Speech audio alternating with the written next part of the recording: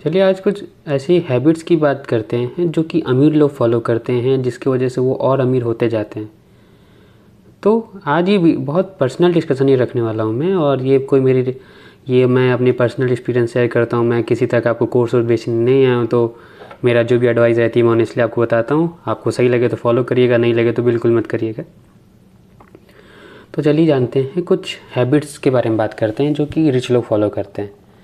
उनकी सबसे पहली हैबिट होती है पे योरसेल्फ फर्स्ट। इसका मतलब क्या होता है कि जब भी उनके पास कभी भी कहीं से भी इनकम आती है, तो वो पहला उनका रूल होता है कि वो सबसे पहले अपने आप को पे करते हैं। और अपने आप को पे करने का मतलब होता है वो इन्वेस्ट करते हैं।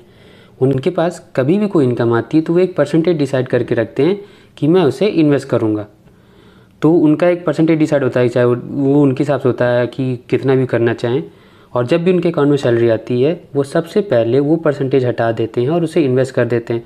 तो इससे ये रहता है कि वो उनकी जो इन्वेस्टमेंट का अमाउंट है वो हमेशा कांस्टेंट रहता है, कब हमें बढ़ता ही रहता है और कभी कम नहीं होता। ऐसा नहीं होता कि वो कभी इन्वेस्टमेंट मिस करें।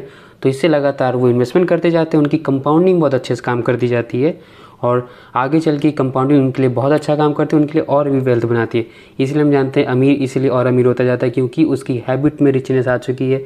वो सब बहुत अच्छी हैबिट फॉलो करता है जिसकी वजह से वो अमीर होता जाता है। जो दूसरी बहुत इंपॉर्टेंट हैबिट वो लोग फॉलो करते हैं वो होती है कि वो अपने एक्सपेंसेस होते हैं ना, उसे बहुत अच्छे से ट्रैक करते हैं।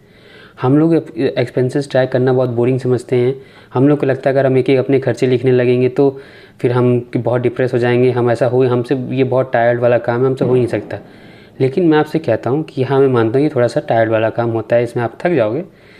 लेकिन मैं ये चाहूँगा कि आप पूरी एक एक एक्सपेंसेस मत अपने ट्रैक करिए। आप एक ब्रॉड आइडिया तो रखिए कि आपका पैसा जा कहाँ रहा है, क्योंकि मेजॉरिटी लोगों को पता ही नहीं होता कि उनकी सैलरी आती है और कहाँ खर्च हो जाती है। उनके पास ना खुद पैसे बचते हैं, ना उस पैसे से वो कभी पूरी इन्जॉयमेंट कर पाते हैं।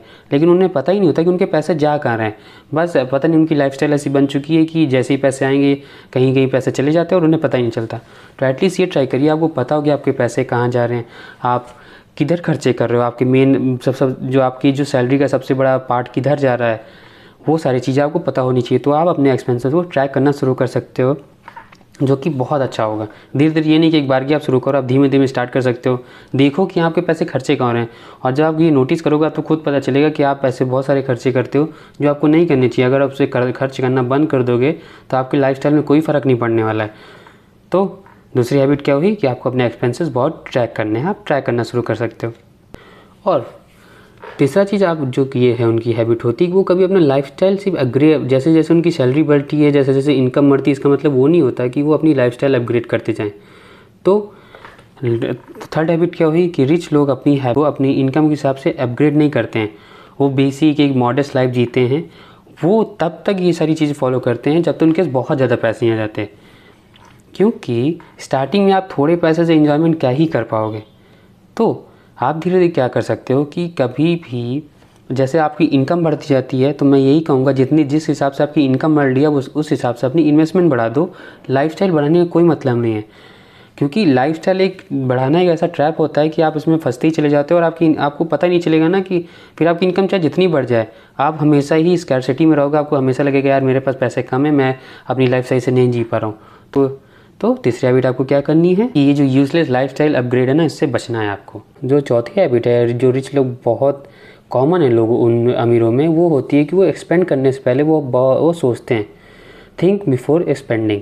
इसका मतलब होता है आप कहीं भी पैसा खर्चे करने जा रहे हो उससे पहले 1 मिनट ज़रूर सोचना है, क्या जो मैं खर्चे करने जा रहा हूँ इससे आपको वैल्यू मिल रही है? क्या इससे आप रियल में ये आप खुद के लिए खर्चा कर रहे हो कि ये सोसाइटी चाहती है कि ये चीज़ आपके पास होनी चाहिए, आपके पास बड़ी गाड़ी होनी चाहिए, बड़ा सा घर होना चाहिए, तो आप इसलिए खर्चा कर रहे हो। अगर कुछ आप ऐसा खर्चा कर रहे हो जिससे आपको रियल में खुशी मिले तो आपको ज़रूर करना चाहिए। लेकिन अगर कोई ऐसा खर्चा है जिससे आपको खुशी नहीं मिल रही, बस आप सोसाइटी की वजह से उसे खर्चा कर रहे हो, तो ये आपको बिल्कुल नहीं करना चाहिए। तो चौथा पॉइंट हुआ हमारा कि थिंक बिफोर स्पेंडिंग। का लास्ट पॉइंट है जो रिच लोग बहुत फॉलो करते हैं, वो होता है अवॉइड बैड डेट। कभी भी आपको यानी कि क्या कहते हैं ना, लोन नहीं लेना चाहिए। अगर आप लोन ले भी रहे हो ना तो कोई बहुत एक अच्छे पर्पज़ के लीजिए, जिससे इन्वेस्टमेंट पर्पज़ के लिए आप ले सकते हो।